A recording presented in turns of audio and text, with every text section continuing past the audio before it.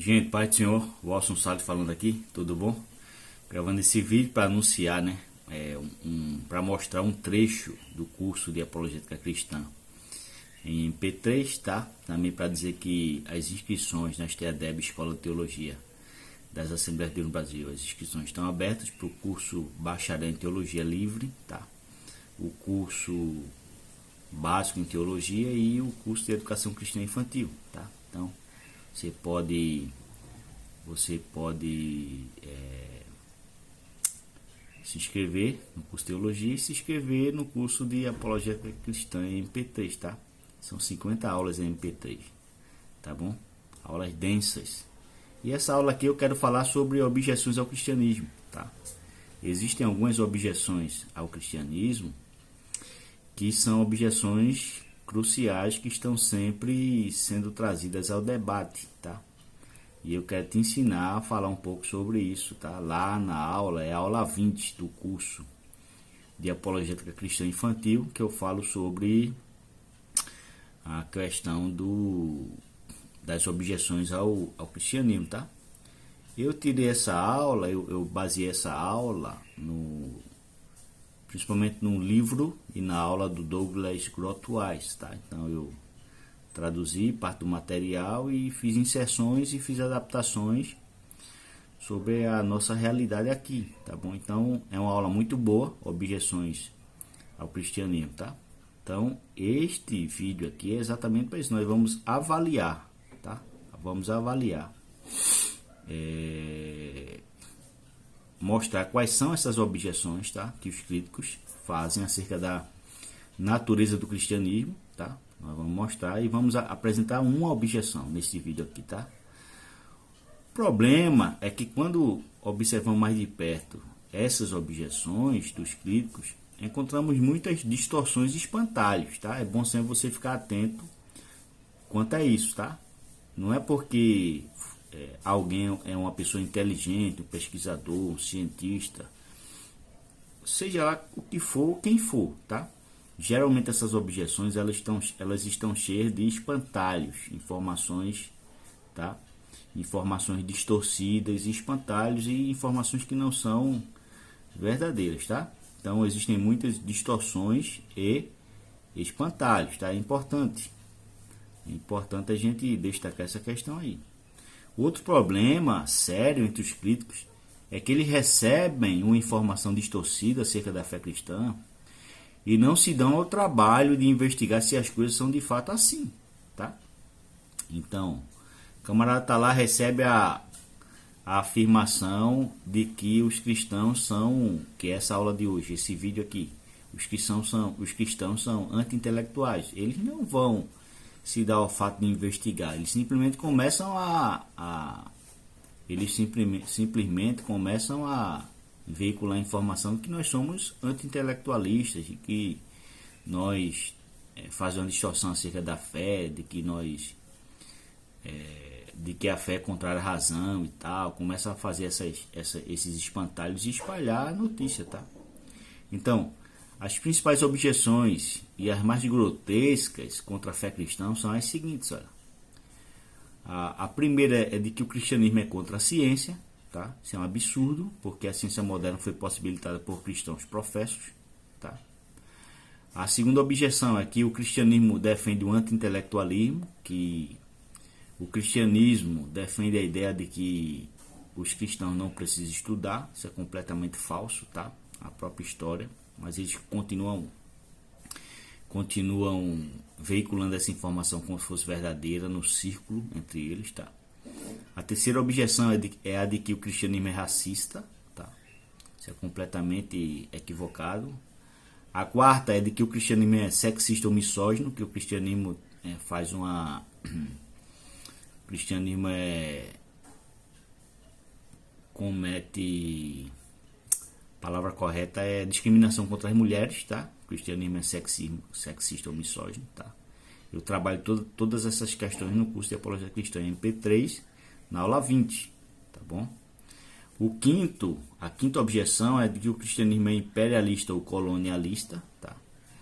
A sexta objeção é de que o cristianismo é contra a ecologia, tá? Eu falo sobre essa questão na aula sobre cosmogonias, teorias da criação, tá? Eu dou uma resposta. Essa já é outra aula do curso de Apologética Cristã em P3, tá? E a sétima objeção é a de que o cristianismo defende a salvação como a ideia de um céu enfadonho, tá? Eles inventam assim as críticas mais surreais que existem, tá? Então, a objeção 6 e a 7, né? Eu não trabalho lá na aula sobre aula 20, né? Objeções ao cristianismo, tá? Porque parece piadas de mau gosto, eu não trabalho ela. Né? Porque Deus colocou sobre o homem a responsabilidade de cuidar da natureza, tá? Nada vai ser mais prazeroso e dar mais alegria sobre a outra objeção do que estar no céu, tá? Sentindo a presença de Deus e aprendendo diretamente dele em uma nova dimensão, tá? Então a ideia de que o céu é enfadonho, de que nós somos contra a ecologia, o meio ambiente, isso é completamente falso, tá? Portanto, essas duas objeções finais, né, eu não levo em consideração lá na aula sobre objeções ao cristianismo. Não, eu não levo em consideração, tá? As outras eu abordo todas elas, tópico a tópico eu abordo, tá? Eu abordo todas elas, tá?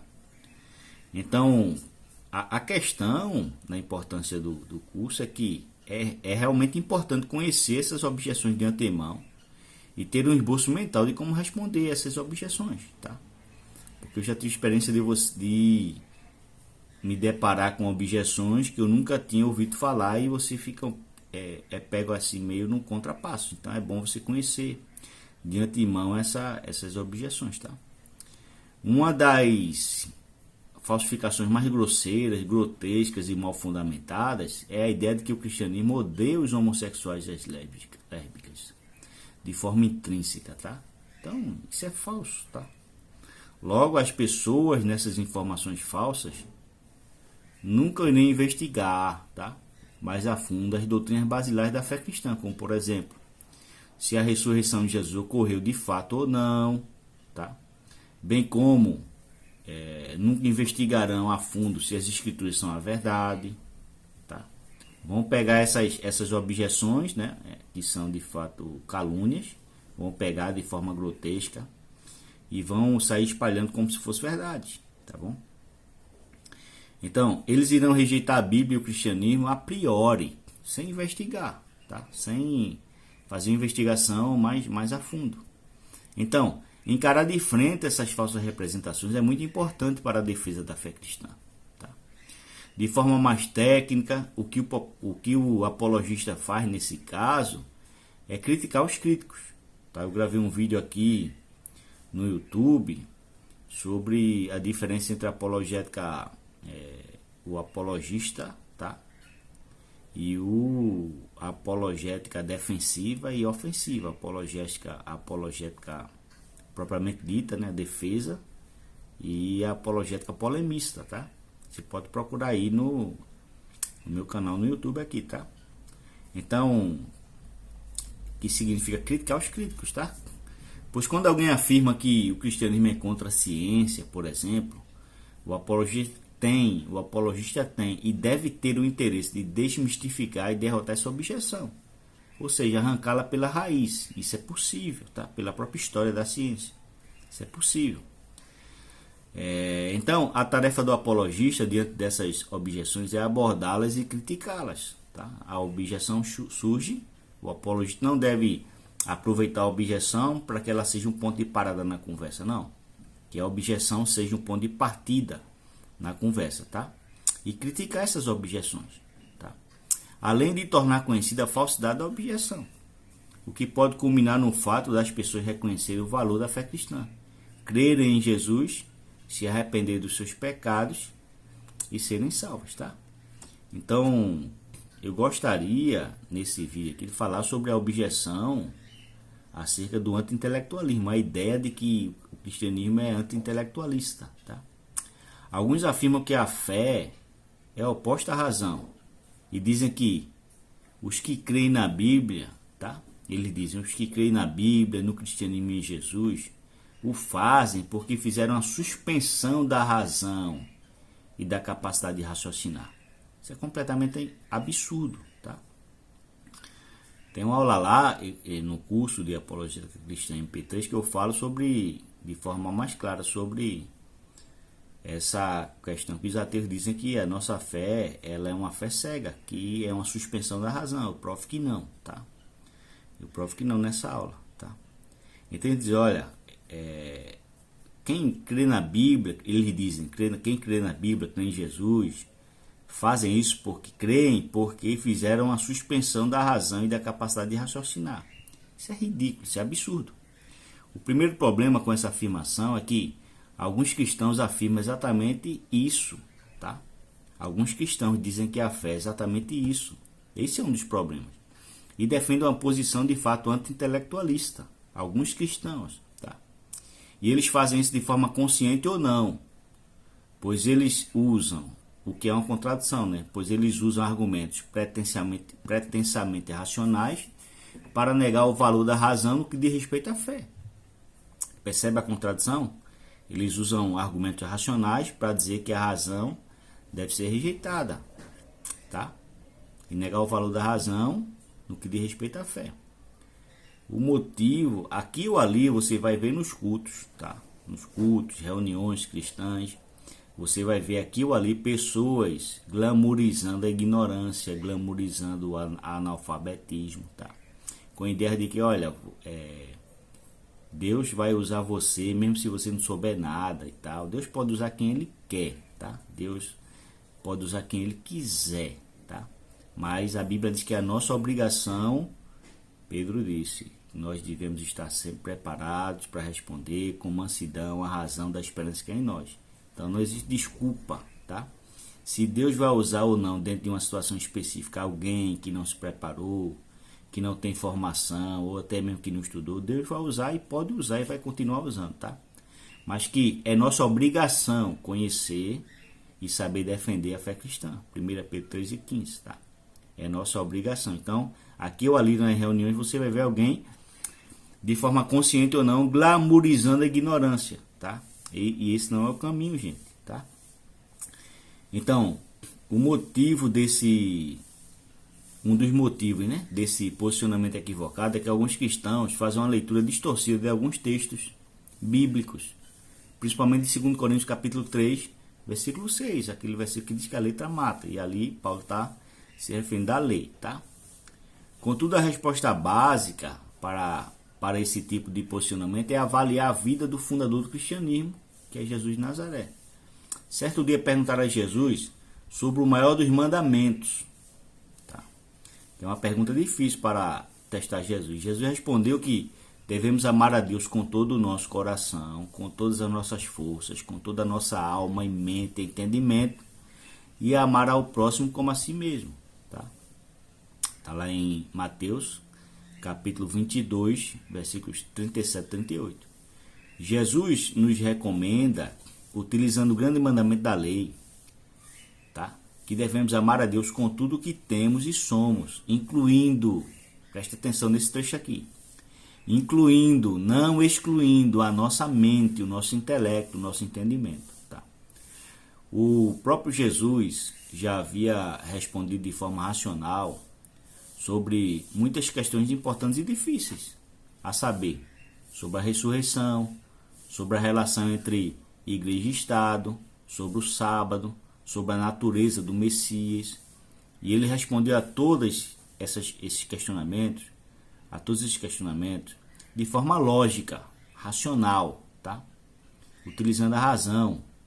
A visão de mundo cristã ensina que fomos criados à imagem e semelhança de Deus, e um dos principais elementos para termos a imagem e semelhança de Deus é sermos racionais. Porque, gente, a lógica é simples. Tá? A lógica é simples. Se Deus é racional, siga comigo aqui o raciocínio. Se Deus é racional e fomos criados à imagem e semelhança de Deus, logo somos racionais. Temos que conhecer princípios básicos da lógica, como a lei da não contradição. Temos que conhecer as formas básicas de raciocínio e assim por diante. Tá? eu sempre recomendo lá aos meus alunos, lá da STADEB, tá? Eu sempre recomendo, olha, pegue lá a Enciclopédia Apologética de Norman Geisler e leia lá sobre os primeiros princípios, aprenda o que é um argumento indutivo, dedutivo, abdutivo, que é a inferência da melhor explicação, aprenda a reconhecer uma falácia lógica, tá? Para você poder defender melhor a fé e dialogar melhor acerca da fé cristã, tá? Eu sempre indico. Então, seguindo os indícios apresentados nas respostas de Jesus, também pelo fato de termos sido criados à imagem e semelhança de Deus, e pelo fato de existirem imperativos bíblicos para defendermos a fé, defendermos de forma racional, lógica, né, como 1 Pedro 3, 15 e 16, 2 Coríntios capítulo 10, versículo 4 e 5, tá? Então a ideia de que o cristianismo é anti-intelectualista, tá? Ou o anti-intelectualismo não encontra espaço dentro da visão do mundo cristã, tá? Primeiramente também porque a própria história do cristianismo, da teologia cristã, mostra que o cristianismo proporcionou um ambiente de grande desenvolvimento intelectual, tá? Em todas as áreas. Perceba, por exemplo, o contexto em que a igreja nasceu. A igreja nasceu em um ambiente de controvérsias intelectuais, né? Isso aí ninguém pode negar. Tanto os escritores do Novo Testamento quanto as escolas de apologistas na patrística defenderam o cristianismo como sendo verdadeiro e racional. Eles se engajaram em debates e discussões presenciais e por escrito contra os descrentes, tá? Eles enfrentaram o estoicismo, o gnosticismo, o movimento judaizante e até mesmo o Islã, após o surgimento dele no século VII, tá? Nesse caso, o surgimento do Islã, o último nome da patrística, João de Damasco, João Damasceno, que faleceu em 750 d.C., tá? Foi um grande apologista aos muçulmanos. Foi um dos nomes do cristianismo que foi um dos primeiros nomes, tá, a debater contra os muçulmanos. Então, Santo Agostinho, Tomás de Aquino, Blaise Pascal, Jonathan Edwards e mais recentemente C.S. Lewis, Francis Schaeffer e hoje William Lane Craig, J.P. Moreland, Alvin Plantinga, Gary Habermas, entre outros, lidam com os críticos e eles utilizam um alto nível de criticismo intelectual, gente. Tá? A Escritura tem várias afirmações claras que mostram os evangelhos e a Bíblia como um todo como uma revelação de Deus, tá? Não fundamentada na mente humana, ou seja, Deus se revelou de cima, ou seja, de forma salvífica aos homens de maneira especial. A revelação especial de Deus, gente, é importante. A revelação especial de Deus não é algo construído ou desenvolvido de baixo, por meio da nossa razão ou observações empíricas, tá? Isso não significa que não pode ser inferido de nenhuma forma que o cristianismo é irracional ou até mesmo que o cristianismo está acima da lógica. Isso não faz sentido. Isso apenas significa que temos uma fonte de conhecimento de uma fonte sobrenatural que se revelou de cima, mas a revelação que ele nos deu é coerente e aplicável à vida, tá? A visão do mundo cristã é uma visão de mundo, a própria mensagem do evangelho, ela é atemporal, tá? Ela pode ser aplicada em todas as culturas, em todas as épocas, a todas as pessoas, tá? Presta atenção nessa questão, ela pode ser aplicada em todas as culturas, em todas as épocas, em todas as pessoas. O evangelho só exclui aquilo que é prejudicial para aquela cultura, tá? Então, é aplicável à vida, toda a vida. Apesar de alguns cristãos serem anti-intelectuais e defenderem o anti-intelectualismo, tá? O cristianismo não é anti-intelectual. Isso é um péssimo entendimento, uma interpretação desses cristãos, tá? Que muitas vezes impediram seus filhos de irem para a faculdade ou de crescer no conhecimento. Quando olhamos para a história da humanidade, percebemos que nenhuma outra visão de mundo fez mais para recomendar a vida intelectual e o crescimento no conhecimento científico e filosófico, tá? Do que o próprio cristianismo. Não foi o budismo, não foi o ateísmo, não foi o Islã. Essa é a história que precisa ser contada, tá? E eu falo sobre isso lá no curso de Apologética Cristã em MP3. Já existem muitos livros que apresentam de forma inequívoca a herança intelectual deixada pelo cristianismo, tá? E uma das melhores fontes desse tipo de informação vem de um dos maiores sociólogos que existem no mundo, tá? Rodney Stark, que já produziu infinidade de livros, tá? Um dos mais recentes livros dele se chama Como o Ocidente Venceu, a história negligenciada do triunfo da modernidade, tá? Ele já foi publicado no Brasil também, tá? Nesse livro ele mostra que o principal motivo do triunfo do Ocidente, tanto na economia quanto na cultura e na vida intelectual, é o cristianismo, gente, tá? Eu não tenho certeza se Rodney Stark é cristão, eu acho que não, tá? Você pode comprar outros livros e ler também, como Deus é o Monstro Moral, de Paul Copan, que foi publicado em 2016 no Brasil. E tem um livro muito bom também de Don James Kennedy, Se Jesus Não Tivesse Nascido. Perceba, né? O livro de Paul Copan, Deus é um Monstro Moral, é uma pergunta. E o livro de Don James Kennedy, E Se Jesus Não Tivesse Nascido, também é outra pergunta, tá? Paul Copan mostra o que teria sido, mostra o mundo antes da chegada do cristianismo e depois, tá? Mostra o mundo antes e depois. É interessantíssimo, tá? Interessantíssimo.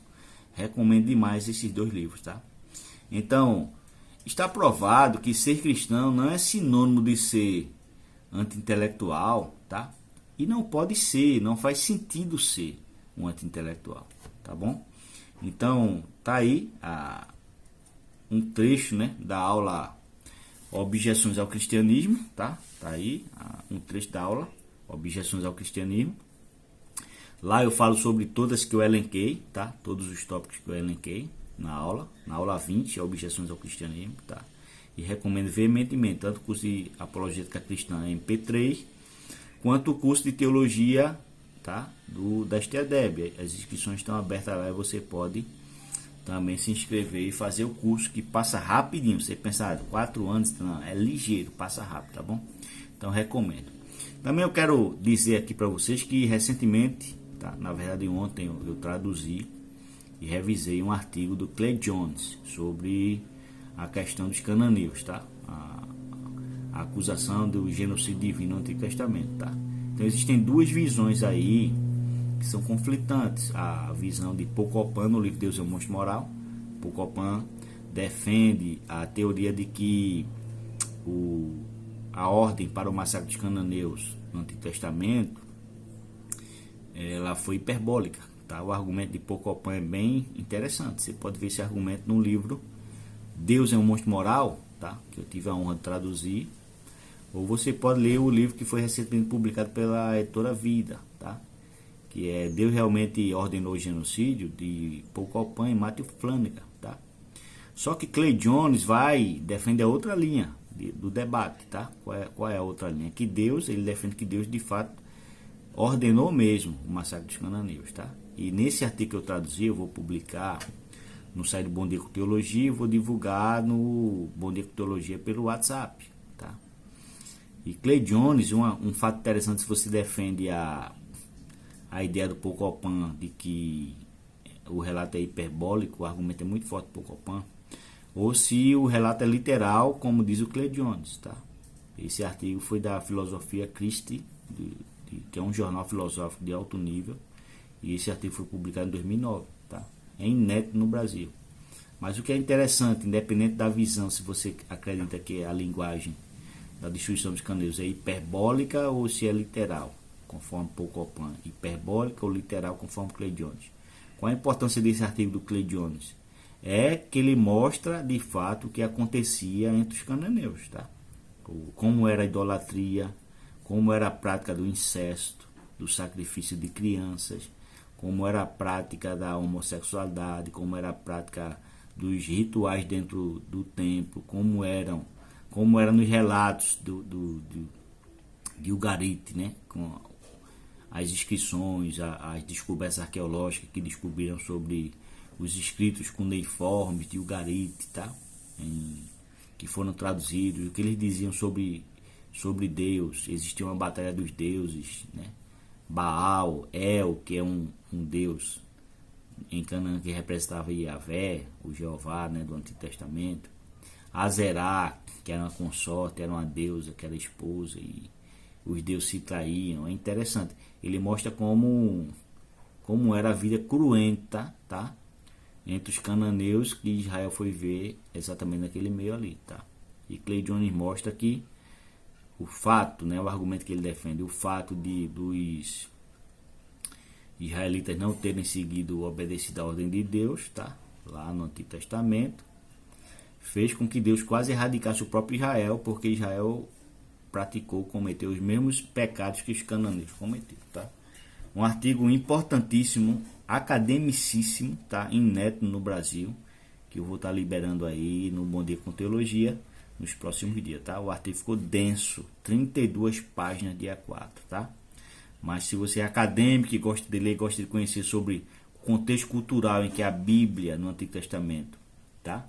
Foi desenvolvida e como aqueles povos cananeus viviam, tá? E processavam sua vida religiosa, você vai ficar simplesmente chocado, tá? É realmente chocante, tá bom? Então, gostou do conteúdo? Deixe seu like, deixe seu comentário e compartilhe aí, tá bom? Quem sabe Deus vai tocando no meu coração, eu vou gravando mais vídeos aí pra gente crescer na graça e no conhecimento, tá? Deus te abençoe em nome de Jesus. Pai do Senhor.